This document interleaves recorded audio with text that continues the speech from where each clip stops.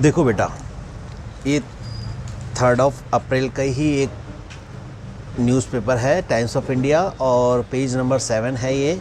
यहाँ एक ये खबर है बाबा रामदेव को लेकर। इसमें क्या लिखा है देखो, इसे आओ कोशिश करते हैं इसको पढ़ने की, समझने की क्या होता है ये। गवर्नमेंट, उसके बाद कॉमा लगा है, पतंजलि ड्रॉ एससी फायर। बेटा ये एक ईडियम है, ड्रॉ समवन फायर एक ईडियम होता है। इसका मतलब होता है किसी को आग बबूला कर देना, किसी को अत्यधिक क्रोधित कर देना। तो यहाँ एससी है तो यहाँ कुछ समवन कुछ भी हो सकता है, draw me fire, draw you fire, तो कुछ भी हो सकता है। एससी की जगह कुछ भी और सकता है। तो ड्रॉ समवन फायर का मतलब होता है किसी को आग बबूला कर देना। अब सरकार ने और पतंजलि ने सुप्रीम कोर्ट को आग बबूला कर दिया है। क्यों? इन फेक एड्स कंटेम्प्ट केस। जो फेक एड्स है, जो अकॉर्डिंग टू सुप्रीम कोर्ट की बाबा रामदेव जी का जो प्रचार प्रसार है वो झूठा है, ऐसा कंटेम्प्ट केस इसलिए लगा क्योंकि सुप्रीम कोर्ट ने पहले भी इनको एक चेतावनी दी थी। तब भी इन्होंने कहा था भाई हम इस तरह की ऐड चलो नहीं करेंगे, लेकिन अब उनकी नज़रों में फिर दोबारा ये चीज़ें शुरू हो गई। तो इसलिए अब सुप्रीम कोर्ट आग बबूला मतलब ज़्यादा क्रोधित हो गया। ड्रॉ एससी फायर ये ईडियम है बेटा, कि जो आपने जो फेक एड्स का जो कंटेम्प्ट किया है, जो आपने उस केस को लेकर पतंजलि और सरकार से सुप्रीम कोर्ट बहुत ज़्यादा नाराज़ है। अब देखते हैं आगे क्या लिखा है बेटा। देखो बेटा, आगे लिखा है न्यू दिल्ली, यानी कि पतंजलि आयुर्वेद को founder Ramdev and Acharya Balkrishna had to face a tough time in Supreme Court, which found their unconditional apology not convincing and directed them to file fresh affidavits।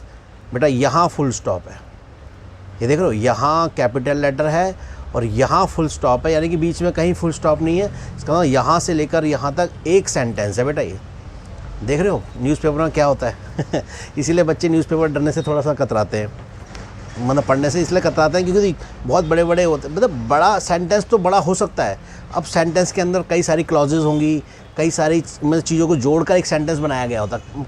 कई मतलब एक क्लॉज भी हो सकती है, 2 क्लॉज भी हो सकती है, 3-4 क्लॉजों को बनाकर एक सेंटेंस बनाया जा सकता है।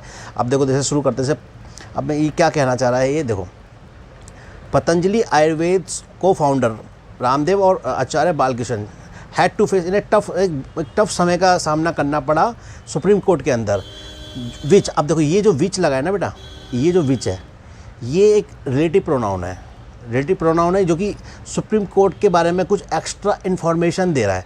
तो ये इसे कहते हैं क्या, ये जो रिलेटिव प्रोनाउन है ये ना विच, ये जो एक क्लॉज बनाता है उस क्लॉज को कहते हैं हम एडजेक्टिव क्लॉज। अब ये जो एडजेक्टिव क्लॉज है यहाँ से लेकर विच से लेकर ये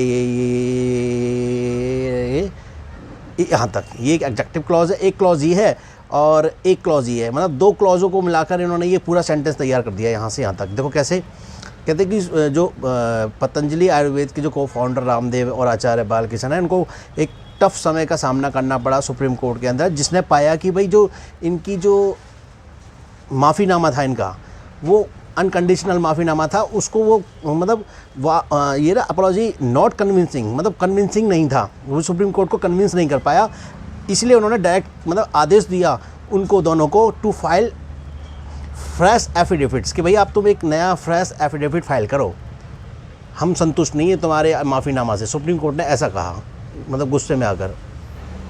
अब देखो बेटा आगे लिखा है in compliance with its direction, मतलब both appear in court to face contempt proceeding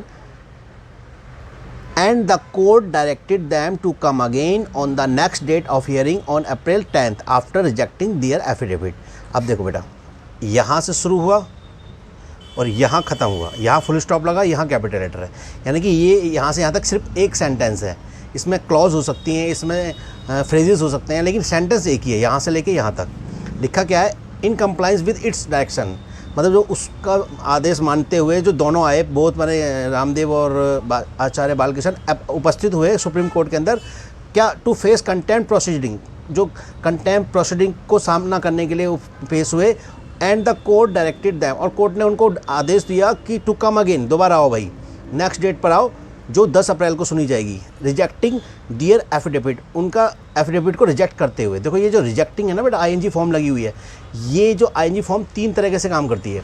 आपको मालूम होगा जीरेंट फॉर्म भी होती है वर्ब की, वर्ब का वर्ब आईएनजी, जो वर्ब में आईएनजी लगी होती है वो वर्ब का भी काम करती है, और वर्ब की जो फर्स्ट फॉर्म में आईएनजी लगी होती है वो एडजेक्टिव का भी काम करती है, और वो पार्टिसिपल का भी काम करती है। तो यहाँ पार्टिसिपल है बेटा, रिजेक्टिंग मतलब रिजेक्ट करते हुए उनके एफिडेविट को सुप्रीम कोर्ट ने कहा भाई 10 अप्रैल को आप तो वाओ, माना नहीं उनकी माफ़ीनामा को। आगे लिखा है बेटा, eight the outset of hearing a bench of justice Hima Kohli and क्या असनुद्दीन अमानुल्लाह, ये दो जजेस की बेंच है, सेड, उन्होंने कहा कि that the apology expressed by them in their affidavits was not unconditional and the regret was not sufficient after violating the undertaking given by the company for not publishing misleading claim of their products। यहाँ full stop है बेटा, लो जी, यहाँ से शुरू हुआ और यहाँ full stop आया, ये एक सेंटेंस है। अब पढ़ लो इसे हैं? तो बेटा ऐसा ही होता है न्यूज़पेपर में, लेकिन घबराने की जरूरत नहीं है, सब आएगा, ये धीरे धीरे सब आएगा बेटा। देखो लिखा है at the outset of hearing a bench of justice Hima Kohli और क्या है एहसानुद्दीन अमानुल्लाह, उन्होंने कहा कि जो उनका जो माफ़ीनामा है जो उनके द्वारा दिया गया एफिडेविट के अंदर वाट मतलब अनकंडीशनल नहीं था वो, and the regret was not sufficient, और जो उनका पछतावा है वो भी मतलब पर्याप्त नहीं है। क्यों पर्याप्त नहीं है कि आफ्टर वायलेटिंग, जो उन्होंने उल्लंघन किया है उस अपनी शपथ का जो कि उन्होंने दिया था कंपनी ने पब्लिशिंग करते हुए कि हम ऐसा मिसलीडिंग वो नहीं करेंगे, ऐसी झूठी ऐड नहीं देंगे, उन्होंने पहले कहा था एक बार, अब उस चीज़ पे खड़े नहीं उतरे बाबा रामदेव, तो इससे आग बबूला हो गया सुप्रीम कोर्ट देयर प्रोडक्ट्स की, जो उनके प्रोडक्ट्स हैं उनके बारे में उन्होंने गलत इन्फॉर्मेशन द्वारा देना जारी रखा। अब आगे लिखा है बेटा न्यूज़ में, आगे कहते हैं the court also told them, court ने उनसे ये भी कहा कि they can not shield them self, ये लिखा है they shield them self by pinning blame on their official. वो कह रहे हैं कि ये हाँ देखिए, कोर्ट ने कहा उनको आगे कि भाई they can not shield them self, अपने आप को बचा नहीं सकते अपने आप को, by pinning blame on their official, कि अपने ऑफिशियल पर आरोप मढ़कर कि भाई उनकी गलती से ऐड छापा, उन्होंने गलती कर दी होगी, ये भाई अब तुम अपने आप को बचा नहीं सकते अपने ऑफिशियल पर पिन करके कि भाई उन्होंने करा ये गलती, तो आप झूठ नहीं बोल सकते हमसे अब। और ये देखो ये पिक्चर है ना बाबा रामदेव जी की, इसमें नीचे लिखा हुआ है द कोर्ट टोल्ड रामदेव, जो अब ये रहे ऊपर, and Balkrishna that their affidavit was not convincing and they could not get away। ये लिखा है यहाँ फुल स्टॉप है, तो कह रहा है कि भाई कोर्ट ने रामदेव को कहा है, उन बालकृष्ण को कहा है कि भाई जो उनका एफिडेविट है जो वो कन्विंसिंग नहीं है, हमें वो संतुष्ट नहीं कर पा रहा है, and they could not get away, अब वो बचकर नहीं जा सकते, they could not get away, अब इससे बच नहीं सकते तुम।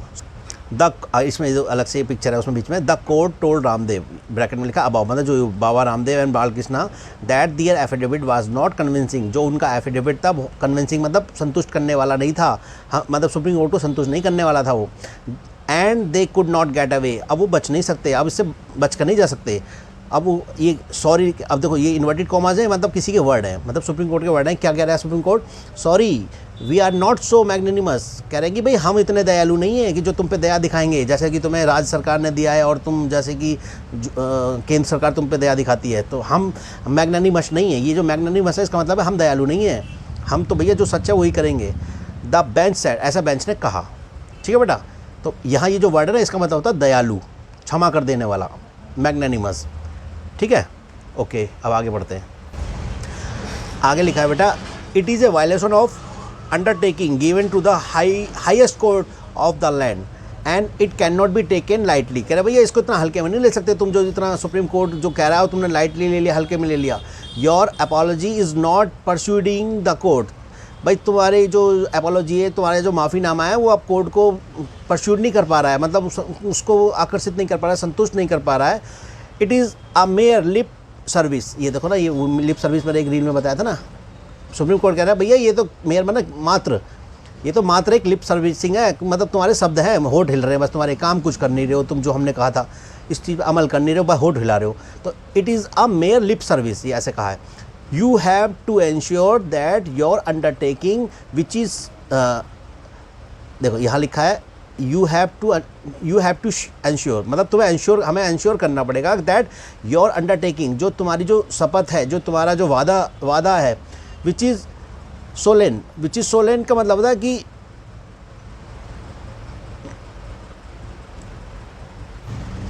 देखो यहाँ दोबारा पढ़ लेते हैं। It is a violation of undertaking given to the highest court of the land and it can not be taken lightly. कह रहे भैया तुम इसको इतना हल्के में नहीं ले सकते, जो सुप्रीम कोर्ट का आदेश है तुमने हल्के में ले लिया। योर अपॉलॉजी इज़ नॉट परस्यूडिंग, कह रहे जो तुम्हारी माफ़ीनामा है वो भी हमें मतलब आकर्षित नहीं कर रहा है, वो भी हमें संतुष्ट नहीं कर रहा है। नॉट परस्यूडिंग द कोर्ट को परस्यूड नहीं कर पा रहा है उनका जो माफ़ीनामा है। It is a mere lip service, अब मैंने बताया ना लिप सर्विस, के वो कह रहे हैं ये तो मात्र एक लिप, ये ईडियम है बेटा, लिप सर्विस, ये तो मात्र तुम्हारे होठ हिल रहे हैं, तुम कुछ कर ही नहीं रहे हो, बस होठ हिला रहे हो, और जो हमारा बात है उसमें मान ही नहीं रहे हो, बस होठ हिला के बैठ जाते हो। तो it is a mere lip service, you have to ensure, तुम्हें एंश्योर करना होगा कि दैट योर अंडरटेकिंग, जो तुम्हारा जो वादा था, ये लिखा है यहाँ से दोबारा पढ़ो, you have to ensure that your undertaking which is solemn, जो गंभीर और मजबूत था, जो तुम्हारा जो वादा था, should have been adhered to, उस वादा को निभाया भी तो जाना था, तुमने बस वादा कर दिया और निभाया है नहीं, तो should have been adhered to, ये लिखा ना, should have been adhered to, मतलब उसको निभाया भी तो जाना था। You violated the solemn under, तुमने उस जो मजबूत जो अंडरटेक, जो गंभीर जो तुमने वादा किया था, मजबूत वादा किया था, यू वायलेटेड, उसका तुमने मतलब उल्लंघन किया है। विद इम्प्यूनिटी, अच्छा ये जो एक वर्ड है इम्प्यूनिटी का मतलब होता है जो जिसको माफ़ कर दिया जाता है, जो मतलब जिसको उसे लगता है कि मुझे कोई सज़ा नहीं देगा, तो विद इम्प्यूनिटी के साथ तुमने उसका उल्लंघन कर दिया अपने वादे का, कि भाई तुम्हें कोई सज़ा नहीं देगा, मतलब तुमने सोचा कि हमें तो सज़ा ही नहीं मिलेगी, हम कुछ भी करें। तो इम्प्यूनिटी का मतलब होता है ये कि मतलब सज़ा मुक्त, कि दोष मुक्त, सज़ा मुक्त की वजह से तुमने सोचा कि तुम तो सज़ा मुक्त रहोगे, दोष मुक्त रहोगे, तुम्हें कोई कुछ कहेगा ही नहीं, इसके चलते तुमने उसको उल्लंघन कर दिया, वायलेट कर दिया अपने वादे को, जो तुमने वादा किया था। अब आगे लिखा है, the court said that their affidavit was not convincing, court ने कहा कि भाई जो उनका जो एफिडेविट है वो कन्विंसिंग नहीं है, मतलब हमें वो नहीं कर रहा, मतलब कन्विंस नहीं कर रहा हमें, and they could not get away, इसलिए वो बच नहीं सकते अब, ऐसा सुप्रीम कोर्ट ने कहा है कि भाई तुम्हारा जो एफिडेविट है वो कन्विंसिंग नहीं है, इसलिए अब तुम बच नहीं सकते। आगे लिखा है, ये देखो वो कह रहा है कि सॉरी, ये तो इन्वर्टेड कॉमर्स के अंदर क्या, sorry we are not so magnanimous, वो कह रहे हैं कि भाई हम इतने दयालु नहीं हैं, सुप्रीम कोर्ट कह रहा है कि हम इतने दयालु नहीं हैं, sorry we are not so magnanimous, the bench said, bench ने ऐसा कहा कि भाई हम मैग्नेनिमस नहीं है, इतना दयालु नहीं है जो तुम पे दया दिखाएंगे अब। The centre and Uttarakhand government also came under severe criticism, वो कह रहे हैं कि जो केंद्र सरकार है और उत्तराखंड की सरकार है, उन दोनों को भी मतलब काफ़ी उनका क्रिटिसिज्म का सामना करना पड़ा। फॉर किस लिए, for keeping it's I shut, कि अपनी आंखें बंद करने के लिए, कि भाई जो केंद्र सरकार है वो रामदेव जी पर मेहरबान है, जो उत्तराखंड की सरकार है वो रामदेव जी पर मेहरबान है, ऐसा सुप्रीम कोर्ट का मानना है। तो भाई वो कह रहे हैं कि उनको भी लताड़ लगाई सुप्रीम कोर्ट ने। On the mislead of Patanjali, जो पतंजलि की जो मिसलीड, मतलब जो मिसलीड कर रही है पतंजलि की जो चीज़ें हैं Patanjali, and giving it a long रोप। अच्छा देखो एक इडियम बेटा यहाँ पे भी आ गया, देखो अ लॉन्ग रोप, ये गिविंग समवन अ लॉन्ग रोप, ये भी एक इडियम होता है। इसका मतलब होता है किसी को पूरी तरह से छूट दे देना, आज़ादी दे देना। गिविंग समवन, ये ईट की जगह समवन लगा सकते हैं हम। गिविंग समवन है लॉन्ग रोप, किसी मतलब जैसे समझ लो रस्सी होती है ना, किसी की ढील दे देना। कहता है इसने, जैसे कहते हैं ना, अरे तेरे माँ बाप ने तो तुझे पूरी ढील दे रखी है, अरे उसके भाई ने तो उसको पूरी ढील दे रखी है, उसके पापा ने तो उसको पूरी ढील दे रखी है। तो पूरी ढील देना किसी को मतलब नेगेटिव वे में बोला जाता है कि मतलब वो कुछ गलत भी कर रहा है तो उसको लापरवाही कर रहा है, कुछ उस पर कोई एक्शन नहीं लिया जा रहा। तो गिविंग इट अ लॉन्ग रोप, कह रहे हैं कि जो पतंजलि को एक लॉन्ग रोप दे दिए ना, उसके लिए केंद्र सरकार पर और उत्तराखंड सरकार पर भी सुप्रीम कोर्ट ने फटकार लगाई है। Despite the company violating the law and claiming to curb incurable disease including कोविड-19 इन वायलेशन ऑफ लॉ। अब बेटा ये क्या लिखा है, इसका मतलब अब दोबारा देखते हैं बेटा इसे, जो ये जो केंद्र सरकार और उत्तराखंड सरकार, जो उत्तराखंड की जो सरकार है, उनको भी आड़े हाथों लिया है, उनको उनका भी मतलब क्रिटिसिज्म हुआ है। किस लिए कि उन्होंने अपनी आंखें बंद कर रखी हैं बाबा रामदेव को लेकर, और जो इनकी जो मिसलीडिंग है उनको लेकर, और उनको खुली छूट दे, giving it a long rope, और उनको खुली छूट दे रखी है बाबा रामदेव को। किसके बावजूद? Despite the company violating the law and, जो कानून का उल्लंघन कर रही है जो company, and claiming to cure, और दावा कर रही है क्योर करने का, जो इनक्योरेबल डिजीज़ है, जो ठीक ना होने वाली बीमारी है उनको भी ठीक करने का जो दावा कर रही है जो पतंजलि कंपनी, इंक्लूडिंग कोविड-19, जो कोविड-19 का जो वायलेशन हुआ था लॉ का, उन सब को लेकर सुप्रीम कोर्ट ने केंद्र सरकार को, उत्तराखंड सरकार को, दोनों को लताड़ लगाई है, मतलब उनका भी क्रिटिसिज्म किया है। अब आगे लिखा है बेटा, एज लॉयर ऑफ रामदेव, ये लिखा as lawyers of Ramdev and Balkrishna were facing the ire of the court. अब एक वर्ड बेटा, आयर, आयर मैंने ये देखो गुस्सा, क्रोध, आयर इसका मतलब गुस्सा है। As lawyer of Ramdev and Balkrishna were facing the ire of courts, court का मतलब गुस्सा, मतलब फेस कर रहा है उनके लॉयर्स ने, उनके वकीलों ने। इट वाज द अब देखो, अब एक यहाँ से सेंटेंस हो, इट लगा है बेटा, it was the solicitor general.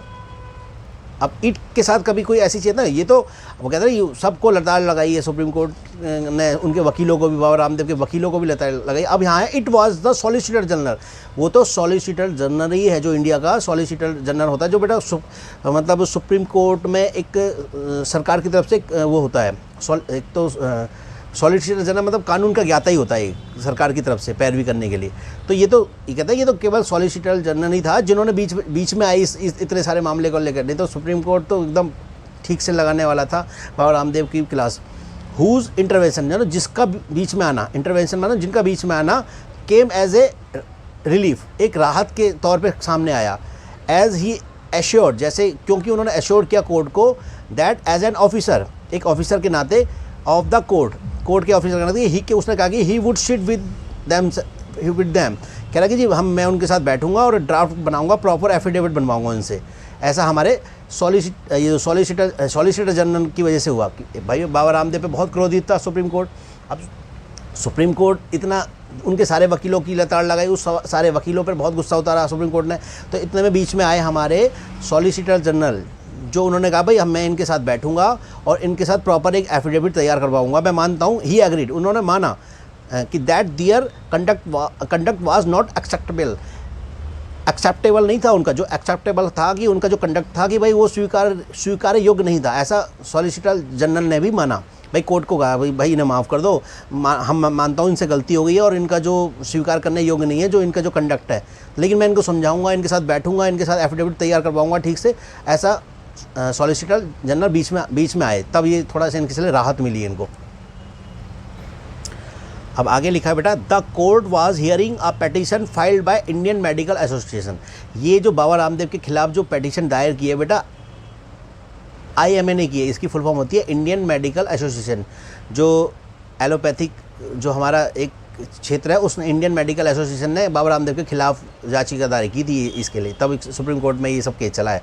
The court was hearing a petition filed by Indian medical association. आगे लिखा है the apex court, apex court मतलब सुप्रीम कोर्ट जो सबसे बड़ी कोर्ट है, उसके लिए भी अपेक्स का वर्ड यूज़ हुआ है। The apex court had in its earlier hearing in November recorded पतंजलि's लॉयर साजन, क्या लिखा है, Poovayya, assurance that the company won't publish such misleading advertisement. अब देखो मैंने बताया ना, पहले एक बार मामला उठ चुका है इस सब चीज़ों को लेकर भी। उसमें क्या था कि जो सुप्रीम कोर्ट है, अपेक्स कोर्ट है, had in its earlier hearing, मतलब अपनी पिछली हियरिंग में नवंबर में जो हुई थी, रिकॉर्ड कर चुका था कि पतंजलि का जो इनके जो लॉयर हैं, इनके जो साजन पुवैया, वो जो एक लॉयर है पतंजलि के, उनका नाम है साजन पुवैया, उनका बयान रिकॉर्ड करा था कि भाई अब हम इस तरह की मिसलीडिंग ऐड नहीं पेश करेंगे, नहीं बनाएंगे पब्लिक के सामने। एश्योर किया था उसको सरकार, उसको सुप्रीम कोर्ट को कि दैट द कंपनी वॉन्ट ये बेटा कंट्रास्ट है विल नॉट का, यानी कि company want publish such misleading advertise, कि भाई इस तरह की जो मिसलीडिंग एडवर्टाइज है, जिससे भ्रमित करने वाली एडवर्टाइज है, अब उनको पब्लिश नहीं करेंगे। ऐसा जो साजन पुवैया ने पतंजलि के आधार पर, मतलब पतंजलि का वकील बनकर नवंबर में एक वो एफिडेविट दाखिल किया था, लेकिन उस पर भी सुप्रीम कोर्ट की नज़रों में खरा नहीं उतरा, इसलिए अब वो आग बबूला हो गया सुप्रीम कोर्ट। इसीलिए तो लिखा है ना ये वाला ड्रॉ, इसीलिए तो ड्रॉ SC फायर, क्योंकि नवंबर में भी कहा था आपसे, तब नहीं माने, आप फिर ऐड पे ऐड दिए जा रहे हो अपनी मतलब प्रोडक्ट्स का। तो ये सब है बेटा, ठीक है। अब हमने यहाँ पर एक ईडियम यहाँ देखा था, कहाँ है ये रहा, ये वाला एक ये ईडियम है, गिविंग समवन अ लॉन्ग रोप। एक ईडियम ये है, एक ईडियम ये है, ड्रॉ समवन फायर, ठीक है। तो 2 ईडियम आ गए बेटा यहाँ। ऐसे ईडियम बेटा बहुत ज़रूरी होती है इंग्लिश में, ईडियम का सारा लोगे और चीज़ों को समझने की कोशिश करोगे तो चीज़ें धीरे धीरे सब समझ में आती चली जाएंगी बेटा। ओके बच्चों, ठीक है। अब ध्यान से पढ़ो इसको, वीडियो को देखो दोबारा, और जो चीज़ ना समझ में आए तो मुझे बताना।